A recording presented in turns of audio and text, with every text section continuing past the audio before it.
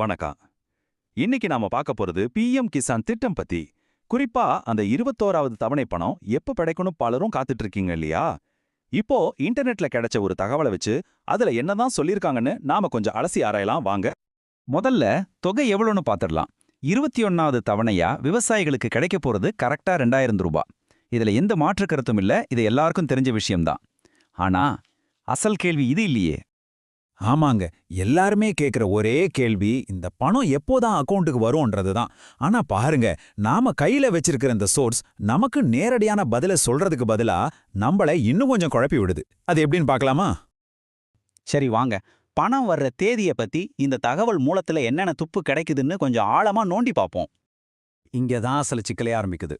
பாருங்க, இந்த சோர்ஸ்ல ஜூலை மாசம்னு ஒரு இடத்துல சொல்லியிருக்காங்க, இன்னொரு இடத்துல டிசம்பர் மாசம்னு சொல்லியிருக்காங்க. ஒருவேளை ஜூல்ஃபர்னு ஏதோ டைப்பிங் மிஸ்டேக் ஆகி அது ஜூலையா இருக்கலாம். எது எப்படியோ ரெண்டு வேற வேற மாசம். இதுவே தேதியில ஒரு பெரிய குழப்பத்தை உண்டாக்குது இல்லையா?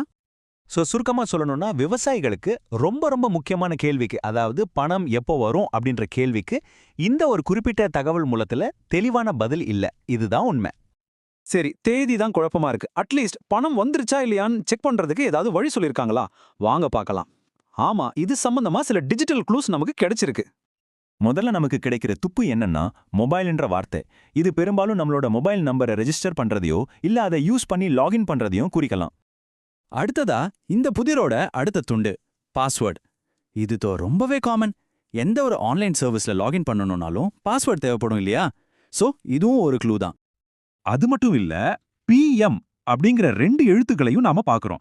இது ஒருவேளை பிஎம் கிசான் திட்டத்தோட வெப்சைட் அட்ரஸோட ஒரு பகுதியா இருக்கலாம், இல்லையா pmkisan.gov.in மாதிரி ஏதோ ஒரு போர்ட்டலை குறிக்கலாம்.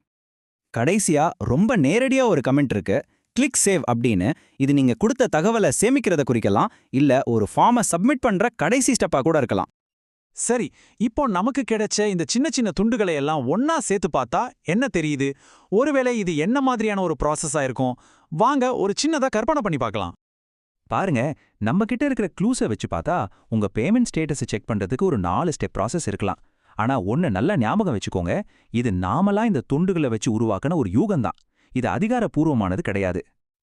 ஓகே, இப்போ இந்த துண்டு துண்டான தகவல்களை எல்லாம் அலசி ஆராய்ஞ்சதிலிருந்து நமக்கு கடைசியா என்னதான் புரிஞ்சது? வாங்க சுருக்கமா பாத்திரலாம். இதுல இருந்து நமக்கு என்ன தெரிய வருது? பணம் 2000 ரூபாய் மட்டும்தான் உறுதியான தகவல். ஆனா அது எப்போ வரும்னு கேட்டா ஜூலையா டிசம்பரான்னு ஒரே குழப்பம். ஸ்டேட்டஸ் செக் பண்றதுக்கு ஏதோ ஆன்லைன் வழி இருக்குன்னு சில க்ளூஸ் கிடைக்குது. ஆனா மொத்தத்துல பார்த்தா இந்த ஒரு சோர்ஸ் மட்டும் முழுமையான தகவலை நமக்கு கொடுக்கல.